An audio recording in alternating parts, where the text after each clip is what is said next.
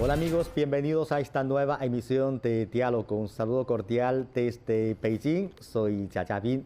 La apertura exterior es una política fundamental de China. A lo largo de las últimas décadas, China se ha beneficiado de la apertura y no ha dejado de explorar en su profundización para alcanzar un nivel más alto. Según el informe del 20º Congreso Nacional del Partido Comunista de China, el país persistirá en su política de ampliación de la apertura. Esta tarea se realizará, entre otras maneras, de forma institucional, por ejemplo, a través de la elaboración de reglamentos, estándares, procedimientos administrativos, etc. Las sesiones de la Asamblea Popular Nacional y de la Conferencia Consultiva Política del Pueblo de este año, que son las primeras después del 20º Congreso Nacional del Partido Comunista de China, son consideradas como una ventana importante para observar el rumbo de desarrollo del gigante asiático. Hoy en nuestro programa de serie de entrevistas de análisis, una nueva expedición para la nueva era, tenemos el placer de invitar al señor Enrique Tusser Peters, profesor del posgrado en Economía de la Universidad Nacional Autónoma de México, director del Centro de Estudios China-México de la UNAM y de la red ALC China, que nos compartirá su visión y sus expectativas respecto a estos dos importantes eventos. Pues, primero damos la bienvenida al señor Enrique Tusser Peters. Hola, profesor, ¿cómo está? Bienvenido. ¿Qué tal? Un querido saludo y muchas gracias por la invitación de nuevo. Un placer. Muchas gracias a usted, es un placer para nosotros. Bueno, sabemos que gracias a la política fundamental de Estado de mantener la apertura exterior, China se ha convertido en la segunda economía más grande del mundo en tan solo unas pocas décadas. En los últimos años, el impulso de la apertura de alto nivel se ha convertido en una nueva expresión de la política de China de apertura, que se escucha con mucha frecuencia en la sociedad del país. En su opinión, en la última década, la expresión de esa apertura exterior es una simple repetición de su anterior política de reforma y apertura, o ha adquirido nuevas características. Sí, es un tema de enorme relevancia y yo le diría que desde una perspectiva latinoamericana el tema es incluso muy significativo dada la creciente presencia de China en América Latina y el Caribe, y es muy importante comprender con detalle, en fin, qué medidas, qué políticas, qué iniciativas está tomando China, que es para América Latina, entre otras cosas, pues el segundo socio comercial en los últimos años, Ujú. ¿no? Yo le diría, claro, desde una perspectiva amplia del concepto, bueno, pues China continúa con un proceso de apertura y el concepto pudiera ser semejante, tal vez hasta repetitivo con respecto a lo que China viene promulgando desde los 70s y 80s. Claro, lo que ha cambiado en forma dramática es el país, la República Popular China, es decir, China en el siglo XXI y en 2023, pues no es la misma China de los 70s y de los 80s del siglo pasado. China, como usted bien decía, es la segunda economía, según el Fondo Monetario, incluso medido en poder de compra, ya es desde 2016 la primera economía del mundo, ¿no? Y se ha convertido en la economía más dinámica a nivel internacional en las últimas décadas, en el comercio internacional, vía inversiones, etcétera. Entonces, claro, que China siga promulgando políticas, iniciativas específicas para la apertura en 1970 y 1980, pues no es lo mismo que lo haga la economía más grande del mundo según el Fondo Monetario Internacional, ¿no? Sí, bueno, atraer la inversión extranjera e introducir tecnología mediante la apertura exterior, impulsando así el desarrollo económico nacional, ha sido el principal objetivo de la política de apertura de China desde los años 80. En los últimos años, sin embargo, la apertura de China ha reflejado más en el concepto de integración e interoperabilidad. Por ejemplo, En la Asociación Económica Integral Regional RCEP, que entró en vigor el 1 de enero de 2022, China ha ido desempeñando un papel activo como promotor y participante. ¿Qué importancia cree que tiene la RCEP para el desarrollo de la economía regional? Sí, el RCP o esta Asociación Económica Integral que hoy en día, bueno, que desde 2020 conforma un tratado de libre comercio de 15 países y liderada, me parece, con un proyecto de largo plazo por parte de China, es de enorme relevancia y refleja justamente este nuevo ímpetu de la China del siglo XXI en esta nueva era en donde China ha logrado avances muy significativos. Es decir, en el siglo XXI, China, e incluso bajo este concepto de la circulación dual, ¿no? Ujú. China está, por un lado, recibiendo comercio, recibiendo inversiones, pero por otro lado también emite comercio, es decir, exporta, pero también se ha convertido en un emisor muy significativo de inversiones. Este es el caso, entre otros, por ejemplo, de América Latina y el Caribe. La gran diferencia en las últimas décadas es que, claro, desde 2006, 2007, por ejemplo, por poner un ejemplo, China por primera vez el contenido tecnológico medio y alto de sus exportaciones es superior al nivel tecnológico de sus importaciones. Y hoy en día, en 2000, o los datos con los que contamos son hasta 2022, el nivel tecnológico de las exportaciones chinas es significativamente superior al de sus importaciones. Entonces, eso significa que China hoy en día está en condiciones de exportar tecnología en segmentos de cadenas globales de valor específicas como telecomunicaciones, autopartes, automotriz y electrónica, ¿no? Sí, claro. Bueno, profesor, entonces, en su opinión, ¿qué papel cree que desempeña China en esta zona de libre comercio, la más grande del mundo? Bueno, China ha realizado un grupo de esfuerzos de libre comercio. Sorprendentemente para algunos, en el siglo XXI, el principal propulsor del multilateralismo y de tratados de libre comercio ha sido justamente China. Por un lado, a través del RCEP, como bien señalaba hace un momento, pero también a través del TIPAT, ¿no? Yo les recuerdo que es este acuerdo asiático transpacífico en donde China recientemente, en el 2021, también solicitó su adhesión con otros 11 países con los que lograría un tratado de libre comercio, ¿no? Entonces, China hoy en día está haciendo múltiples apuestas, yo le diría, para fortalecer el libre comercio internacional, particularmente en el área asiática, pero no solo. Tanto el RCEP como el TIPAT está hoy en día, incluye a un grupo de países del Pacífico, sobre todo asiáticos, pero en el TIPAT también países latinoamericanos, incluyendo Chile, Perú y México, entre otros, ¿no? Ujú, es cierto. Bueno, como lo que usted ha dicho, ahora yo creo que China está participando activamente en una serie de tratados de libre comercio o zonas de libre comercio. Además de RCEP, en los últimos años, China ha ampliado activamente su círculo de amigos en zonas de libre comercio. Según algunos datos publicados por el Ministerio de Comercio de China en 2022, el número de acuerdos de libre comercio firmado por China casi se ha duplicado en la última década, de 10 a 19.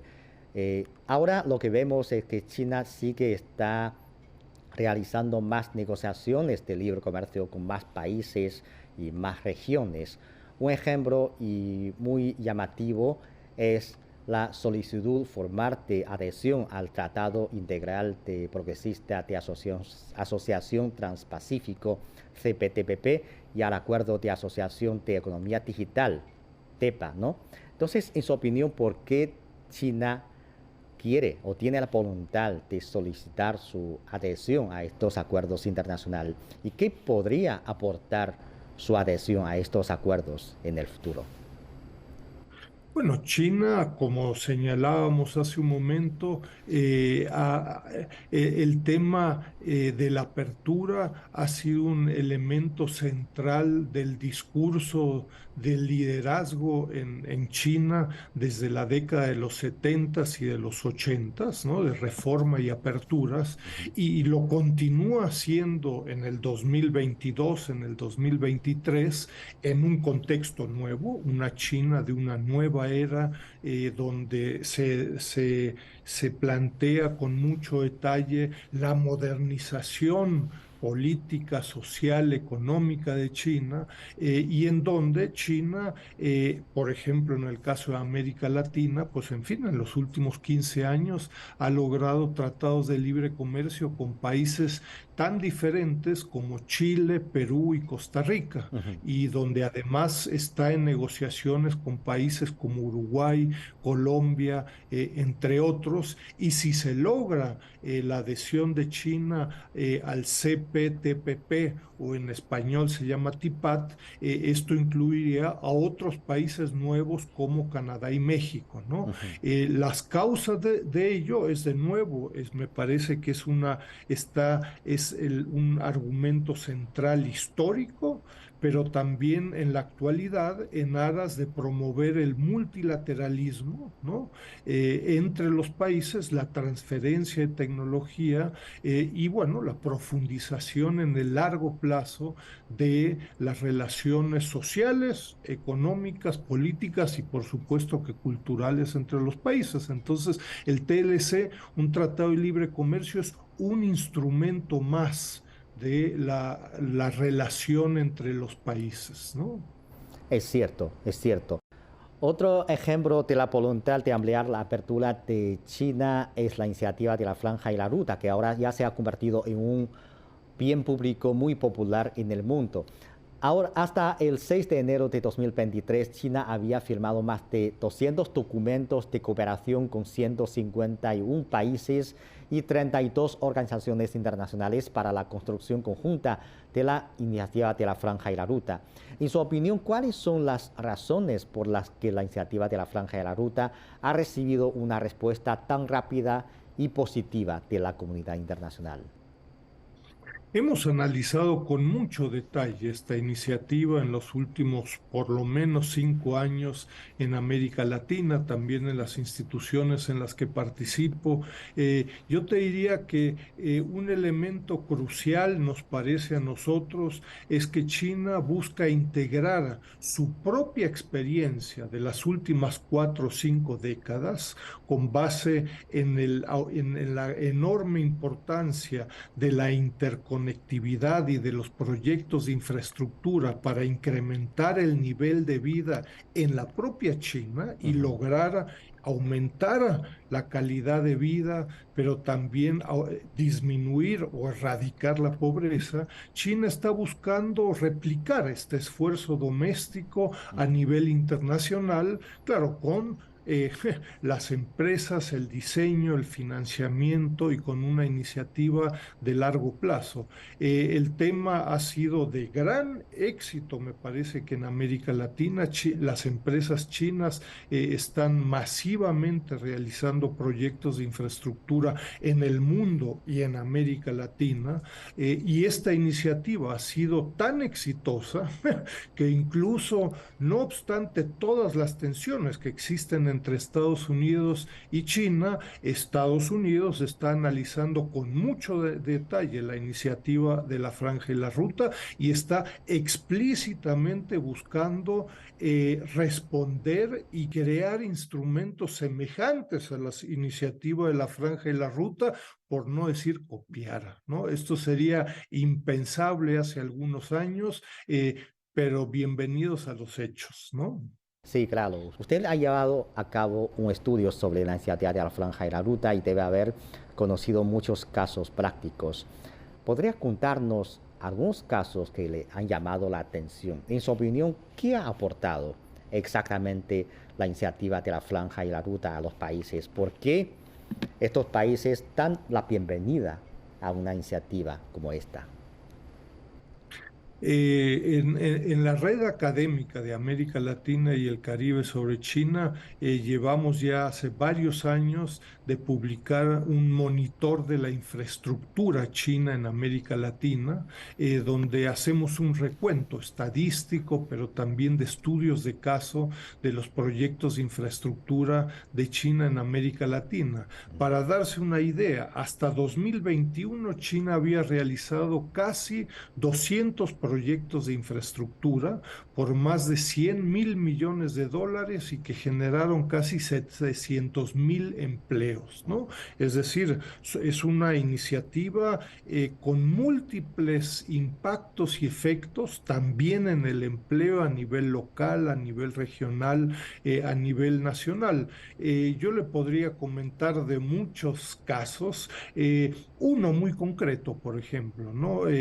Una empresa china recientemente inició actividades para la renovación del metro en la Ciudad de México, de la línea 1 del metro, ¿no? Es interesante, esta línea se creó con las Olimpiadas de México en 1968, hace unas cuantas décadas, es de tecnología francesa, no es irrelevante.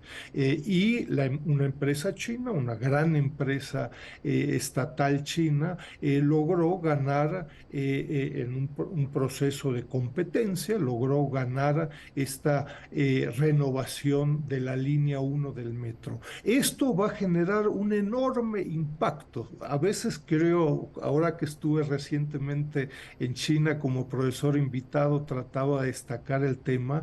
Esto lo van a ver cientos de millones de personas en los vagones, en la entrada del metro, va a decir Made in China, ¿no?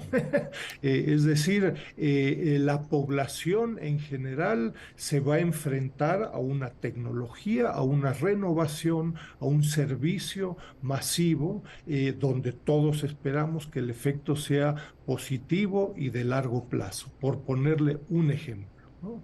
Lo que pasa es que la iniciativa de la Franja y la Ruta ha prácticamente descubierto a continentes completos y países en Asia, en África y en América Latina que durante décadas la verdad es que habían sido dejados de lado, ¿no? Continentes completos se había planteado particularmente, en fin, bancos, sistemas financieros occidentales plantearon que estos continentes y estos países realmente no tenían capacidad de financiamiento, de pago y no eran de interés desde una perspectiva de corto y de mediano plazo.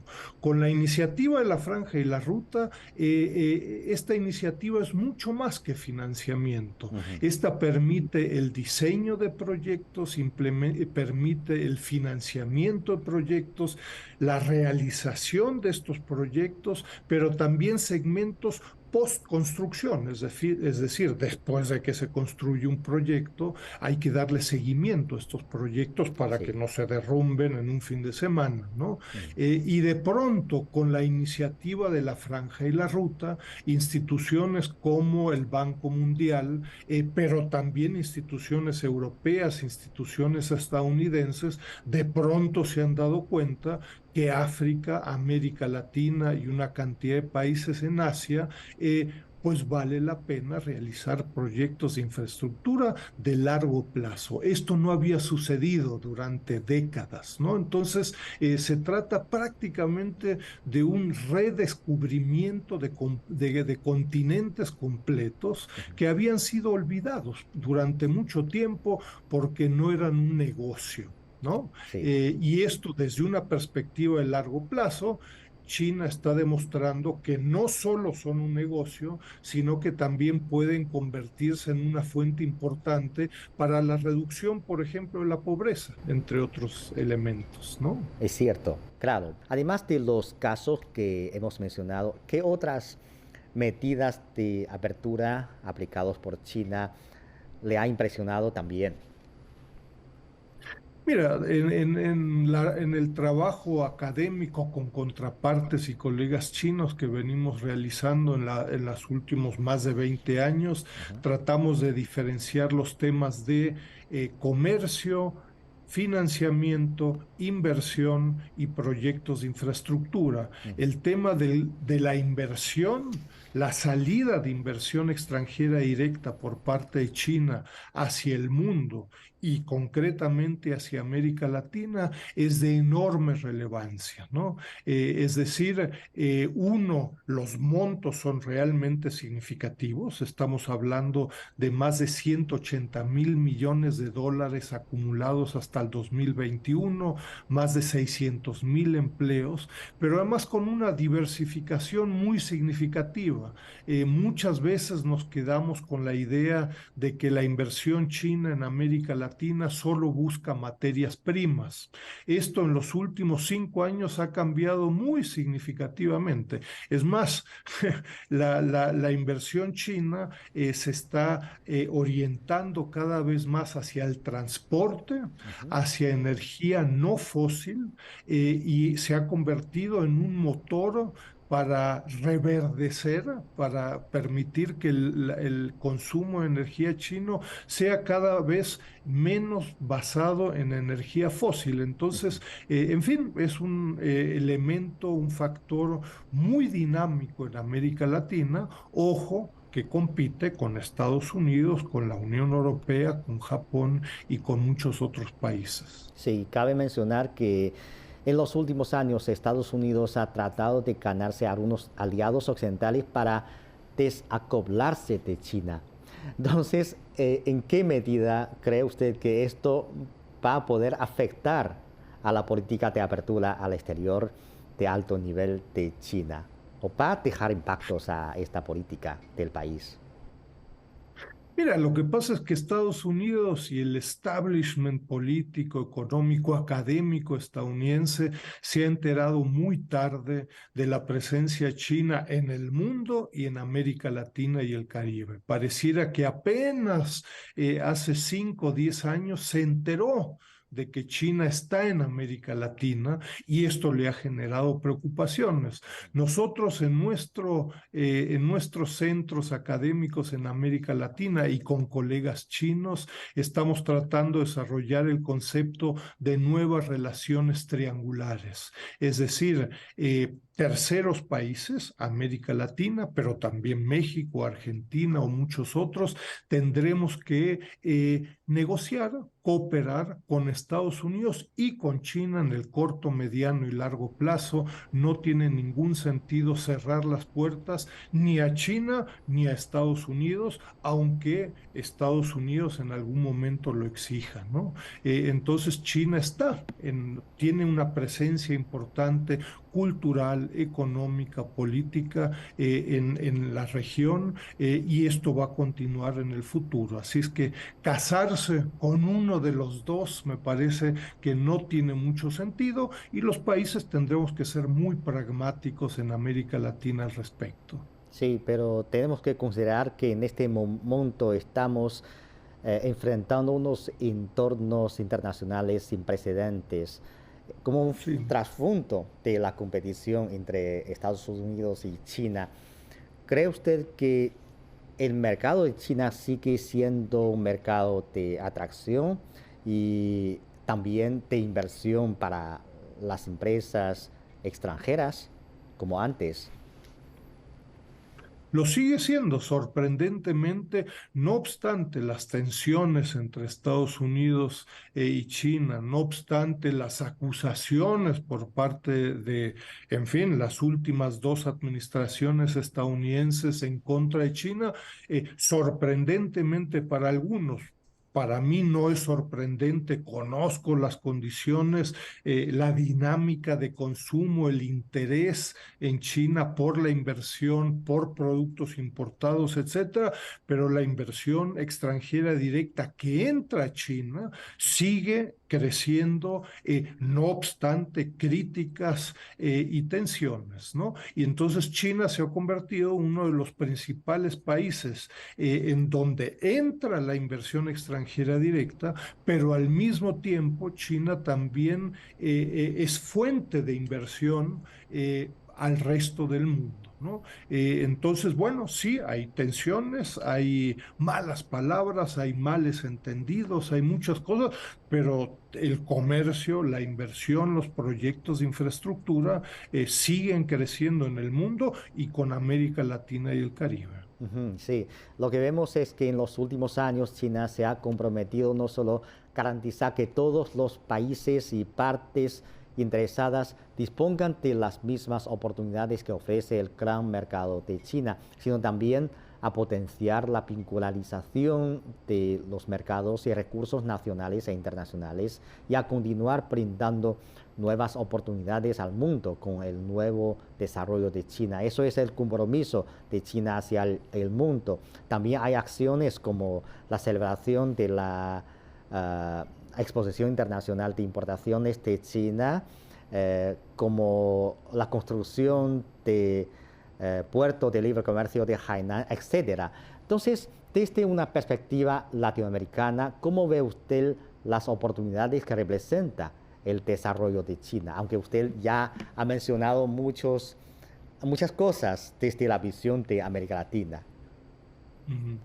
Mira, cada uno de estos rubros, comercio, financiamiento, inversión y proyectos de infraestructura, tiene características específicas en la relación entre América Latina y China, tiene condiciones y tiene retos específicos, ¿no? En el tema, por ejemplo, del comercio y de esta nueva zona de libre comercio Hainan, por ejemplo, la isla de Hainan, yo te diría es otro simbólico esfuerzo, laboratorio y ejemplo, me parece, por parte de China y que pudiera ser de gran relevancia para América Latina. De nuevo, en muchos casos es importante que los países latinoamericanos hagan un mayor esfuerzo por conocer las propuestas chinas. Me parece que en América Latina todavía no se ha dedicado mucho tiempo y espacio para conocer lo que significa esta zona de libre comercio de cero arancel para los países latinoamericanos. Entonces, China ha sido destino importante y muy dinámico de las exportaciones latinoamericanas, pero las exportaciones latinoamericanas tienen que buscar incrementar el valor agregado, el nivel tecnológico de las exportaciones latinoamericanas y esa tarea, esa deuda es sobre todo en América Latina por parte de los empresarios, de los sectores privados, de los sectores públicos, entre muchos otros, ¿no? Entonces, bueno, digámoslo así, hay mucho que hacer, hay mucho que trabajar en la cooperación entre ambas partes. Sí, es cierto, es una tarea, pero yo creo que también es un potencial, ¿no? Para ampliar aún más esas cooperaciones, estos negocios entre las dos partes. Muchas gracias, profesor. Gracias por su comentario. Un placer, un querido abrazo desde México. Muchas gracias. Adiós. Desde a la adhesión de la RCEP hasta el planteamiento y la aplicación de la iniciativa de la Franja y la Ruta, pasando por la celebración de la Exposición Internacional de Importaciones de China, así como la construcción del puerto de libre comercio de Hainan, así como muchas otras medidas y aplicaciones de apertura, China insiste en su camino y rumbo de apertura hacia el exterior. Porque no solamente esta política es beneficiosa para el mundo y corresponde con el corriente internacional que es la globalización y la cooperación, sino también es una política que beneficia el mismo país, beneficia al desarrollo de China. Así concluimos esta emisión de Diálogo. Gracias por sintonizarnos. Les invitamos a continuar disfrutando de los programas de CGTN Español. Hasta la próxima emisión.